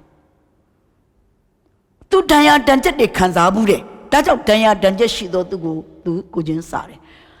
သူဒီဖျားစင်စစ်ဖြစ်ပါလျက်မြေကြီးနဲ့လုတ်တဲ့လူသားဘဝနဲ့သူလာတဲ့အခါမှာမြေသားနဲ့လုတ်တဲ့လူရဲ့ဘဝကိုသူကိုချင်းစားတတ်တယ်သီးခံပေးတတ်တယ်ကျမတို့အပြစ်လုံတိုင်းသာ ကျမတို့ကိုဖယားသခင်သည်ရိုက်ရမယ်ဆိုရင်ကျမတို့သည်အယိုးအသားတခြားစီဖြစ်သွားတာကြားလာပြီအယိုးအသားတောင်ရှာလို့တွေ့မှာမဟုတ်တော့ဘူးတို့ပါတော့လေဖယားသခင်သည်သားတော်ယေရှုခရစ်တော်ရဲ့အသွေးတော်အဖြစ်ကျမတို့ကိုတီးခံ၍စိတ်ရှည်၍ခမည်းတော်ကတီးခံတယ်လို့သားတော်ယေရှုခရစ်တော်သည်လေကျမတို့ကိုတီးခံခြင်းကတတ်စွမ်းနိုင်တယ်ဆိုတာကိုတွေ့ရှိရပါတယ်ဒါကြောင့်ခမည်းတော်ကလည်းတီးခံတယ်သားတော်ကလည်းတီးခံတယ်တီးမခံနိုင်တာကကျမတို့ပဲဖြစ်နေတယ်မိုက်မဲသောသူစိုးသွမ်းသောသူညစ်ညူးသောသူကျမဆိုအယက်သမားကိုသိမုန်းတယ်ကျမကကျမရဲ့ဆွေမျိုးတွေကဲတင်ချင်းရဖို့ဆုတောင်းတယ်အဲ့ဒီခါမှာဖယားသခင်ကလည်းပို့ပေးတယ်ဒါပေမဲ့တနေ့သောအခါသူဘလို့ရောက်လာလဲအယက်မူးပြီးရောက်လာတယ်ကျမရဲ့မောင်လေးဝင်းခွက်တယောက်ကအယက်မူးပြီးရောက်လာတယ်ကျမစိတ်ထဲမှာကျမဆုတောင်းနေတဲ့အချိန်မှာသူရောက်လာတဲ့အခါမှာကျမစိတ်ထဲမှာထောင်းနေဖြစ်သွားတယ်သူကကျမကိုမမဒီလိုမူးတော့လူရတောင်ရိုင်းနေတယ်အဲ့လိုလာတာကျမအရင်စိတ်ဆိုးသွားတယ်ဟဲ့ငါတို့ဖယားเจ้าနဲ့ကိုနေအရက်မူးပြီးတော့ဝေမလာနဲ့အရက်သမားကိုဆိုငါနည်းနည်းမှမကြည့်ချင်ဘူးသွားသူလည်းပြန်ထွက်သွားလိုက်တာဒီနေ့ဒီခါမှမပေါ်လာတော့15နှစ်လောက်ရှိသွားပြီထင်တယ်10နှစ်15နှစ်လောက်ရှိမဝင်လာတော့အမှန်ဆိုသူတို့ကဲတင်ကြီးရဖို့ကျမဆူတောင်းနေတာဖြစ်တယ်နော်ဒါပေမဲ့လည်းဖျားပုတ်ဆောင်ပေးလိုက်တဲ့အခါမှာကျမဒီသိခံနိုင်စွာမရှိဘူးဆိုတာကိုတွေ့ခဲ့ရတယ်ဒါကြောင့်သခင်ယေရှုသည်အာနေသောသူနွမ်းရည်သောသူမိုက်မဲသောသူများကိုသိခံခြင်းကတတ်စွမ်းနိုင်တယ်လို့ကျမတို့လည်းထုတ်ကဲ့သို့သူတို့ဘာကိုသိခံပေးပြီးတော့မှသူတို့ဝိညာဉ်ကတင်ခြင်းရဖို့အတွက်ကျမတို့ဆွဲခေါ်သွားရမယ်ဆိုတာကိုနားလည်ရပါတယ်သခင်ယေရှုကလူကိုအတတ်နိုင်ဆုံးသိခံပေးတယ်ချစ်တယ်ခွင့်လွှတ်တယ်အဲ့တော့သူတို့ဘာကိုအစေခံတတ်အောင်ဝိညာဉ်စုကျေးဇူးပေးခြင်းကိုခုနလည်းပြောပြီးပြီ service or ministry လို့ခေါ်ပါတယ်ဂရိလိုကြတော့ diakoni လို့ခေါ်တယ်နော်ဂရိလို diakoni ဂရိလို diakonia ဆိုတဲ့စကားကနေလာတာဖြစ်ပါတယ်အစေတော်ခံခြင်းလို့အဓိပ္ပာယ်ရတယ်ဒါကြောင့်ကျမတို့ဖယားရှင်ရဲ့အမှုတော်မြတ်ထဲမှာအစေတော်ခံနိုင်ဖို့ဆိုတာလက်နဲ့စုကျေးဇူးရှိတယ်ကောင်းတယ်ယာရုစုကျေးဇူးရှိတယ်ကောင်းတယ်ဒါပေမဲ့အစေတော်ခံနိုင်တဲ့နှလုံးသားကကြတော့ယေရှုခရစ်တော်ရဲ့နှလုံးသားကိုရမှာပဲကျွန်တော်တို့အစေခံနိုင်တယ်အဲ့ဒီခရစ်တော်ရဲ့နှလုံးသားကိုကျွန်တော်တို့ဘယ်မှာတွေ့ရတယ်လဲဂလာတိအခန်းကြီး9အငယ်20နဲ့23ဝိညာဉ်အသီး9ပါးလို့လည်းခေါ်တယ်ဖြောင့်မတ်ခြင်းအသီးလို့လည်းခေါ်တယ်ခရစ်တော်ရဲ့နှလုံးသားလို့လည်းခေါ်တယ်အဲ့ဒီခရစ်တော်ရဲ့နှလုံးသားဝိညာဉ်အသီးကိုနော်ဝိညာဉ်စုကျေးဇူးတွေကဝိညာဉ်အသီးကိုရရှိထားသောသူသည်အစေတော်ခံဖို့ရန်အတွက်နှလုံးသားရှိသောသူဖြစ်တယ်။ဒါကြောင့်ဝိညာဉ်အသီးကိုပါရရှိထားသောသူဝိညာဉ်အသီးကိုပါကျွန်တော်တို့မဖတ်တော့ဘူးအားလုံးသိတယ်ချစ်ခြင်းဝမ်းမြောက်ခြင်းငြိမ်သက်ခြင်းစိတ်ရှည်ခြင်းကောင်းမြတ်ခြင်းကျေးဇူးပြုခြင်းသစ္စာဆောင်ခြင်းနူးညံ့သိမ်မွေ့ခြင်းကာမဂုဏ်ချုပ်တီးခြင်းဆိုတဲ့ဝိညာဉ်အသီးကိုပါဖြစ်တယ်။အဲ့တော့ဒီအသီးကိုပါကိုကျွန်တော်တို့ရထားတဲ့အခါမှာချစ်စရာမကောင်းဘူးဒါပေမဲ့ချစ်စရာမကောင်းတဲ့လူကိုချစ်တတ်လာတယ်ဝမ်းမြောက်စရာမကောင်းတဲ့အခြေအနေမှာဝမ်းမြောက်လာတယ်ငြိမ်သက်စရာမကောင်းတဲ့အခြေအနေမှာကျွန်တော်တို့ငြိမ်သက်လာတယ်ကိုယ့်လက်ထက်မှာပတ်စံတစ်ပြားမှမရှိတဲ့အချိန်မှာဘယ်သူငြိမ်သက်နိုင်သလဲကိုယ့်လင်ယောက်ျားခေါ်တော်မူခြင်းခံရတဲ့အချိန်မှာဘယ်သူဝမ်းမြောက်နိုင်သလဲဘယ်သူငြိမ်သက်နိုင်သလဲတို့တော်လည်းပဲဝမ်းမြောက်ခြင်းနဲ့ငြိမ်သက်ခြင်းကိုအဲ့ဒီဖရာသခင်ကဝိညာဉ်စုကျေးဇူးအဖြစ်ပေးထားတယ်ကျမရဲ့အသက်တာမှာကြည့်လိုက်တဲ့အခါမှာကျမရဲ့ခင်မွန်းတဲ့ခေါ်တော်မူခြင်းခံရတဲ့အခါမှာမဖော်ပြနိုင်လောက်အောင်ကျမကြေကွဲတယ်ကျမသားသမီးတွေဆိုအိယာတွေမှာဘုံဘုံလဲတယ်တို့ပါတော်လေကျမတို့မှာဖရာသခင်ပေးထားတဲ့ဝိညာဉ်စုကျေးဇူးနဲ့ဝိညာဉ်အသီးကိုပါရှိတဲ့အတွက်ကြောင့်သာယင်ကျမသည်နလန်ပြန်ထူလာပြီးတော့မှငြိမ်သက်စရာမကောင်းတဲ့အခြေအနေမှာငြိမ်သက်ရတဲ့အခွင့်ဝမ်းမြောက်စရာမကောင်းတဲ့အခြေအနေမှာဝမ်းမြောက်ရတဲ့အခွင့်ရလာတာဖြစ်တယ်နောက်ပြီးတော့ဒီအသီးတွေထဲမှာစိတ်ရှည်ခြင်းအသီးကျွန်မအမြဲတမ်းစာမေးပွဲကြားတဲ့အသီးဖြစ်ပါတယ်ဒါပေမဲ့ဒီအသီးကိုအမြဲတမ်းကောင်းကြီးပေးပြီးတော့တမာတိဝိညာဉ်သတိနဲ့နေမယ်ဆိုရင်လေစိတ်ရှည်စရာမကောင်းတဲ့အခြေအနေမှာစိတ်ရှည်လာမယ်ကောင်းမြတ်ခြင်းစရာမကောင်းတဲ့အခြေအနေမှာသူတို့ဘာကိုကောင်းမြတ်လာနိုင်မယ်သစ္စာရှိခြင်းစရာမကောင်းတဲ့အခြေအနေမှာကျမတို့သစ္စာရှိလာမယ်ကျေးဇူးပြုခြင်းစရာမကောင်းတဲ့ပုဂ္ဂိုလ်ကိုကျေးဇူးပြုခြင်းလာမယ်ခဏခဏဂရီဂရီပတ်စံလာချီတဲ့ပုဂ္ဂိုလ်ပတ်စံလာတောင်းတဲ့ပုဂ္ဂိုလ်ကိုညီအကိုမောင်နှမအရင်ခောက်မိဘနဲ့သားသမီးတော်မှညှို့ညင်တတ်တာဖြစ်တယ်တို့ပါတော့လေ အဲ့ဒီဂျေဇုပြုတ်ခြင်းစရာမကောင်းတဲ့ပုဂ္ဂိုလ်ကိုဂျေဇုပြုတ်ခြင်းလာတာဟာဝိညာဉ်စုဂျေဇုဝိညာဉ်အသေးကြောင့်ပဲဖြစ်တယ်။နောက်နူးညံ့သိမ်မွေ့ခြင်းစရာမကောင်းတဲ့အခြေအနေမှာနူးညံ့သိမ်မွေ့လာနိုင်တာအိမ်မွေးတိရစ္ဆာန်လေးလို့ pet dog လို့ pet cat လို့ကျွန်တော်တို့နူးညံ့သိမ်မွေ့လာနိုင်ခြင်းတည်လေဝိညာဉ်အသေးကြောင့်ပဲဖြစ်ပါတယ်။နောက်ဆုံးကာမဂုဏ်ချုပ်တီးခြင်းကာမဂုဏ်ချုပ်တီးခြင်းစရာမကောင်းတဲ့အခြေအနေမျိုးကို့မှာဇနီးတဲ့ရှိပါရဲ့နဲ့မှအခြားအရန်လှတဲ့မိန်းကလေးတယောက်ကကိုကိုအခွင့်အရေးပေးလာတဲ့အခါမှာကိုဆရာဆိုပြီးတော့အနာကိုပလူးပလဲနဲ့ကတ်လာတဲ့အချိန်မှာခမကာမဂုဏ်ချုပ်တီးနိုင်လားနော်ကိုမစားတဲ့မစားထိုက်တဲ့အစားအစာကိုမစားဘဲနေဖို့ကာမဂုဏ်ချုပ်တီးနိုင်လားမလုတ်တဲ့မလုတ်ထိုက်တဲ့အရာကိုကျမတို့မလုတ်ဖို့ရကာမဂုဏ်ချုပ်တီးနိုင်သလားထိုကဲ့သို့ချုပ်တီးနိုင်တယ်ဆိုရင်ဝိညာဉ်အသီးသီးတော်သူဖြစ်သောကြောင့်ကျမတို့ဒီ self control ရှိတော်သူများဖြစ်ပါတယ်မောရှေရဲ့အသက်တာကျမအင်မတန်မှအားကြတယ်အတူယူတယ်သူဒီအင်မတန်မှဇာတိပုံညဂုံမာနနဲ့အင်မတန်မှမောက်မာတော်သူဘာဖြစ်လို့လဲမောက်မာမှာပေါ့ဖာရောဘုရင်သမီးရဲ့မွေးစားသားသူ့ရဲ့ဂုံရှိန်ကနဲတာမဟုတ်ဘူးနော်သူဒီနန်းတော်ထဲမှာတက်အပ်တဲ့မင်းသားတို့တက်အပ်တဲ့အတတ်ပညာများကိုတက်မြောက်တော်သူပညာတတ်တဲ့ယောက်ပြောမယ်ဆိုရင်အိမ်ရှိအရာကိုရနိုင်တဲ့ပုဂ္ဂိုလ်တယောက်ဖြစ်တယ်ဖာရောကိုစက္ခံနိုင်တဲ့သူတယောက်ဖြစ်တယ်တိုးတော်လေသူဒီဒေါသကြီးတယ်တနေ့တော့ကဟေဘဲလူနဲ့အီဂျစ်လူနဲ့ရံဖြစ်တဲ့အခါမှာကို့ဟေဘဲလူဘက်ကနေသူလူတပ်ပလိုက်တယ်အဲ့လောက်ထိသူဒေါသကြီးတယ်တို့ပါတော့လေသူ့ကိုတော်ထဲမှာအနှစ်40နန်းတော်ထဲမှာအနှစ်40တော်ထဲမှာအနှစ်40ပို့ပြီးသူ့ကိုဖျားရှင်ပြုတ်ပြင်ပုံသွင်းလိုက်တာအိမ်မွေးတရိတ်ဆန်လေးလို့သူနူးညံ့သိမ်မွေးသွားတယ်ဒါကြောင့်လေအင်မတန်မှစူးညစ်ပြီးတော့အင်မတန်မှစကားများပြီးတော့အင်မတန်မှရှာရှည်ပြီးတော့အင်မတန်မှကိုပဲချစ်ချင်စရာမကောင်းတဲ့ဣသရေလလူမျိုးနဲ့တကွအဲ့ဒီဣသရေလလူမျိုးတွေမှာရောပါလာတဲ့အီဂျစ်လူမျိုးအချို့အဲ့ဒီလူတွေရဲ့တန်းကိုအနှစ်40သူခံခဲ့တယ်တော်ထဲမှာထိခနဲ့ရှိကြောက်ခင်းနဲ့ပေါက်မယ်ဆိုတဲ့ပုံကိုယ်တွေဖြစ်တယ်သို့တော်လည်းမောရှေသည်စိတ်နူးညံ့သိမ်မွေ့စွာအနှစ်40ခေါ်ဆောင်လာနိုင်တဲ့အရေးချင်းဟာနည်းနည်းနော်အရေးချင်းတော့မဟုတ်ဘူးဆိုတာကိုတွေ့ရှိရတယ်နောက်နံပါတ်4ဝိညာဉ်စုကျေးဇူးရဲ့သဘောတဘာဝကတော့ဘာလဲဆိုလို့ရှိရင်ဝိညာဉ်စုကျေးဇူးရှိတော်သူယုံကြည်သူကိုအဲ့ဒီဝိညာဉ်စုကျေးဇူးကတက်ကြွစေတယ်လှုပ်ရှားစေတယ်လန်းဆန်းစေတယ်နိုးထစေတယ်လောကဇာတိသဘောနဲ့နိုးထတာတက်ကြွတာမျိုးမဟုတ်ဘူးဝိညာဉ်ကလန်းဆန်းတဲ့အတွက်ကြောင့်ဝိညာဉ်ကနိုးထတဲ့အတွက်ကြောင့်လောကအပြင်အမှုအရာကိုကြည့်လိုက်တဲ့အခါမှာလေလန်းဆန်းတယ်နိုးထတယ်ထုံထိုင်းတိုင်းမဟုတ်ဘူးအိတ်ချင်မူးမဟုတ်ဘူး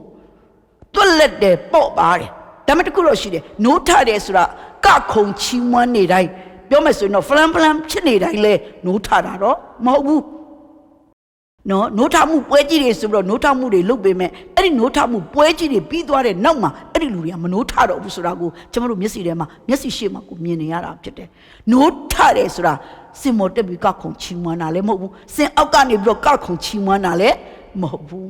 နိုးထမှုရဲ့အစစ်မှန်နိုးထမှုရဲ့အရင်းမြစ်သည်မိမိအပြစ်ကိုမိမိပြန်လဲသိမြင်၍နောင်တရခြင်းအဲ့ဒီနောင်တနဲ့တူဖယားသခင်ဘက်ကိုမျက်နာပြန်လှည့်လာခြင်းဖယားရဲ့မျက်မှောက်တော်ကိုပြန်လာခြင်းဖယားရှင်နဲ့အတူနေခြင်းဖြစ်တယ်ဆိုတာကိုတွေ့ရှိရတယ်အဲ့ဒါကိုတော့အင်္ဂလိပ်လို working and effect လို့ခေါ်တယ် working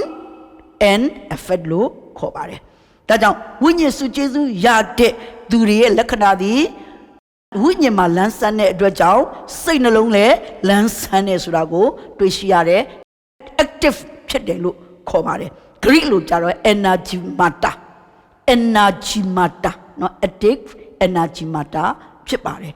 နိုးထတယ်လန်းဆန်းတယ်တက်ကြွတယ်အလတ်ဖြစ်တယ်ဖခင်အမှုတော်ကိုဘယ်လိုဆောင်ရွက်ရမလဲအေးရစောစောထားရမလားတနေ့ကုန်တနေ့ကလုပ်ရမလားမျက်နာတစ်ချက်ညှိုးငယ်ခြင်းမရှိဘဲနဲ့ရှင်လန်းစွာလှုပ်ဆောင်နိုင်တာဟာသူ့အထဲမှာဝိညာဉ်ကလန်းဆန်းနေလို့သူ့အထက်ကဝိညာဉ်ကနိုးထနေလို့သူ့အထက်ကဝိညာဉ်ကဖခင်ကိုချစ်လို့ပဲဖြစ်ပါတယ်ဒါကြောင့်ဖခင်ကိုမချစ်သောသူများနဲ့ဝိညာဉ်စုကျေးဇူးမရှိသောသူများတို့သည်နည်းနည်းလေးအလုတ်ခိုင်းလိုက်မျက်နာပြတ်သွားတတ်တယ်ရုပ်ပြောင်းသွားတတ်တယ်ဆိုတာကိုတွေ့ရှိရတယ်။နောက်ဝိညာဉ်စုကျေးဇူးမရှိတဲ့လူတွေရဲ့လက္ခဏာလေးတွေကိုတစ်ချက်ပြောပြခြင်းနဲ့အဲ့ဒီဝိညာဉ်စုကျေးဇူးမရှိတဲ့လူတွေမှာဘာတွေ့ရလဲဆိုတော့အဲ့ဒီဝိညာဉ်ရဲ့လန်းဆမှုနှုတ်ထားမှုမရှိ ဝိညာဉ်ကရေမထိတဲ့ပန်းနေလောင်တဲ့ပန်းလို့ညှိုးနွမ်းနေဒါကြောင့်ဝိညာဉ်မှာတက်ကြွမှုလှုပ်ရှားမှုမရှိသလိုခန္ဓာသည်လည်းလေးလံထုံထိုင်းတာကိုတွေ့ရတယ်အဲ့ရကလေးကိုအချိန်မိထားခြင်းမရှိဘူးမလိုလားအပ်တဲ့အရာတွေနဲ့အချိန်ကုန်တယ်ညကိုအလကားအချိန်ဖြုံးတယ်ကိုရေးကိုရာတွေနဲ့ပဲပတ်ရှုပ်တယ်ဒါကဝိညာဉ်စုကျေးဇူးမရှိတဲ့အတွက်ကြောင့်သူသုံးစရာလည်းမရှိတဲ့အတွက်ကြောင့်လောကနဲ့အချိန်ကုန်တာဖြစ်တယ်နောက်တစ်ခုသူတို့လူမျိုးကတက်ကြွမယ်ဆိုလို့ရှိရင်လေဇာတိသဘောနဲ့ပဲတက်ကြွပြီးတော့မှဟေးဆိုပြီးတော့လုံမယ်တငယ်ချင်းအပေါင်းအသင်းတွေနဲ့ပျော်ပျော်ပါပါလုံမယ်တို့တော်လေပြီးသွားတဲ့အခါမှာဘူပေါင်းကိုလေလျှော့လိုက်တယ်လို့ဖြူးဆိုဘာမှမကြံတော့ပဲနဲ့ပိန်ကြုံသေးငယ်သွားတတ်တယ်ဆိုတာကိုတွေ့ရှိရတယ်တချို့ကတက်ကြွလုပ်တယ်အဲ့ဒါဘာတွေ့လဲဆိုတော့ဓာတ်ပုံရိုက်ပြီးတော့ Facebook ပေါ်တင်ဖို့ပဲဖြစ်နေတယ်ဆိုတာကိုလည်းတွေ့ရှိရပါတယ်ဒါကြောင့်ကျွန်တော်တို့အဲ့ဒီလိုမဖြစ်ဖို့လည်းအရေးကြီးတယ်ဒါကြောင့်အတုအယောင်လုပ်တဲ့လူကကြာမခံပါဘူးเนาะအတုအယောင်လုပ်တဲ့လူကကြာမခံဘူးလူတယောက်ကဘယ်တော့မှကြာဟန်မဆောင်နိုင်ဘူးလုပ်ရင်လည်းခဏပဲဒါပေမဲ့ဝိညာဉ်စုကျေးဇူးရှိတဲ့လူကြတော့သေသည့်တိုင်အောင်သစ္စာဆောင်နိုင်တယ်အတ္တတရဖူကိုရထားတဲ့ပုဂ္ဂိုလ်ဟာဝိညာဉ်စုကျေးဇူးရထားတဲ့ပုဂ္ဂိုလ်ဟာသိခံနိုင်တဲ့နော်အဆုံးတိုင်အောင်သူဒီပြေးလန်းကိုပြေးနိုင်တယ်ဆိုတာကိုတွေ့ရပါတယ်လောကမှာနိုးထမှုအတုအယောင်တွေရှိတတ်တယ်အဲ့ဒါကိုတာမန်ယုံကြည်သူတွေကမခွဲခြားနိုင်ဘူးဝါမြင်နိုင်ရွှေထင်တတ်တယ်အဲ့ဒါကိုလည်းကျွန်တော်တို့အရင်သတိထားဖို့လိုတယ်နောက်စုကျေးဇူးတကယ်မရှိတဲ့ပုဂ္ဂိုလ်ရဲ့လက္ခဏာတစ်ခုကတော့ဝါကြွားခြင်းကိုယ်မှာမရှိတဲ့အခါမှာမရှိတာလေးနဲ့ထုတ်ပြီးတော့ဖော်ပြရတဲ့ဝါကြွားရတယ်နော်ဆိုတာကိုတွေ့ရှိရပါတယ်ဒါကြောင့်ချစ်တော်တာမယာသမီးများကိုယ်မှာဝိညာဉ်စုကျေးဇူးတကယ်ရှိနေရင်ကိုယ်ပါဇက်ကထုတ်ပြောစရာမလိုပန်းတဲ့လင်ချင်းဆောင်လူတဲ့လူချင်းဆောင်သွားမှာပဲဖြစ်ပါတယ်နော်ဒါကြောင့်ကျွန်တော်တို့ရှင်ယောဟန်ခရစ်ဝင်အခန်းကြီး39ကနေ42ကိုတွေ့လိုက်တဲ့အခါမှာရှမာရိပြည်ကိုယေရှုရှောက်လာတယ်ယာကုပ်ရဲ့ရေတွင်းမှာသူထိုင်နေအဲ့ဒီအချိန်မှာရှုခါအမျိုးသမီးလေးတယောက်ကရောက်ရေခတ်လာတယ်နေ့လေ7 နာရီအဲ့တော့သခင်ယေရှုကသူ့ကိုဧဝံဂေလိဟောတယ်ဘယ်လိုဟောလဲကဲကောင်မလေးငါ့ကိုရေတစ်ခွက်လောက်ပေးစမ်းပါအဲ့တော့အဲ့ဒီမိန်းကလေးကဘာပြောလဲအိုးရှင်ကဂျူးပါကျမကစမာရီတန်ဘာဖြစ်လို့ထုံးဆောင်ကိုမလိုက်တာလဲရှင်တို့ဂျူးတွေကရှမာရိနယ်ကိုမလာဘူးနော်ရှမာရိရေကိုမတောက်ဘူးရှမာရိလူနဲ့စကားမပြောဘူးရှမာရိလူနဲ့နော်လမ်းခရီးအတူတူမသွားဘူးရှင်ကကျမရှိမှာဘာဖြစ်လို့ရေတောင်းတာလဲယေရှုကဘာလို့ရေတောင်းလဲဆိုတော့မပြောဘူးမင်းနော်အသက်ရည်ထွက်ရစမ်းရည်တွင်နော်မင်းအသက်ရည်ကိုတောက်ရမယ်အဲ့ဒီအသက်ရည်ကိုတောက်တော်သူဒီဘယ်တော့မှရေမငတ်ဘူးဆိုပြီးတော့ဧဝံဂေလိတရားကိုဟောလိုက်တယ်ပြီးတော့မှသူ့မှာနော်အရင်တော့ကလင်းယောက်ျား9 ယောက်ရှိဘူးတဲ့ဆိုတဲ့အကြောင်းတွေကိုယေရှုပြောပြလိုက်တဲ့အခါမှာဒီမိန်းကလေးဒီမြို့တဲကိုပြန်ဝင်၍တမြို့လုံးကိုသူဟာငါအကြောင်းကိုငါမပြောဘဲနဲ့သိနေတဲ့ပုဂ္ဂိုလ်ကိုငါတွေ့ခဲ့ပြီဟေးဆိုတမြို့လုံးထွက်လာတယ်အဲ့ဒီခါမှာယေရှုသူတို့တရားဟောတယ်ရှုခါအမျိုးသမီးတယောက်အားဖြင့်တမြို့လုံးကိုဧဝံဂေလိတရားဟောနိုင်ခဲ့တဲ့သူတို့သည်ယေရှုခရစ်တော်ပြောတဲ့အသက်ရှင်တော်မူသောထာဝရဘုရားကိုလက်ခံယုံကြည်သွားကြတယ်ဆိုတာကိုတွေ့ရှိရတယ်အဲ့ဒါဘာကြောင့်လဲယေရှုမှာရှိနေတဲ့ဝိညာဉ်တော်ရဲ့စုကျေးဇူးပရောဖက်ပြုခြင်းပိုင်းခြားခြင်းနော်စုကျေးဇူးကြောင့်ပဲဖြစ်တယ်ဆိုတာကိုတွေ့ရှိရပါတယ်နောက်ဆုံးနံပါတ်5ဝိညာဉ်စုကျေးဇူးရဲ့သဘောတဘာဝနံပါတ်5ကတော့ဘာလဲဆိုတော့တယောက်တည်းကိုရှိနေတဲ့အချိန်မှာပဲဖြစ်ဖြစ်လူအုပ်ကြီးတဲ့မှာပဲဖြစ်ဖြစ်ဝိညာဉ်တော်ဟာစုကျေးဇူးနဲ့အတူသူရှိနေဆိုတာ manifestation ထင်ရှားစွာဖော်ပြတတ်ပါတယ်မျက်မှောက်တော်ရှိနေတယ်ဆိုတာကိုထင်ရှားစွာဖော်ပြတတ်ပါတယ်မကြမ်းမာသောသူများကြမ်းမာသွားခြင်းမျက်စိမမြင်သောသူများမြင်သွားခြင်းလမ်းမလျှောက်နိုင်တဲ့လူတွေလမ်းလျှောက်သွားခြင်းအဖြစ်နော်သူရှိနေတယ်ဆိုတာကိုသူထင်ရှားပြတယ်တန်ရှင်သောဝိညာဉ်တော်ဆင်းသက်လာပြီးဝိညာဉ်တော်ရောက်လာပြီးဆိုရင်မျက်ရည်မကျရင်မနေနိုင်ဘူးဘာဖြစ်လို့သူရှိနေတဲ့အခါမှာကိုယ့်အပြစ်တွေကိုကျမတို့ပြန်မြင်လာတဲ့အခါမှာမျက်ရည်မကျရင်မနေနိုင်တာဖြစ်ပါတယ်ပြီးတော့မှ तू ကြွလာပြီးသူ့ကိုကျမတို့အားရပါရစိတ်နှလုံးအကျွတ်မဲ့နဲ့ချီးမွမ်းနဲ့ကိုးကွယ်တယ်ဆိုရင်ကျမတို့အထက်ကဒူးစရိုက်တွေထွက်သွားပြီးတော့ဖယားသခင်သူ့ရဲ့ဝိညာဉ်စုကျေးဇူးတွေဝိညာဉ်အရာတွေနဲ့ဖြည့်ပေးတယ်ဆိုတာကိုတွေ့ရှိရပါတယ်ဒါကြောင့်ဝိညာဉ်တော်ရှိတဲ့အရာမှာ manifestation ထင်ရှားပြခြင်းရှိတယ်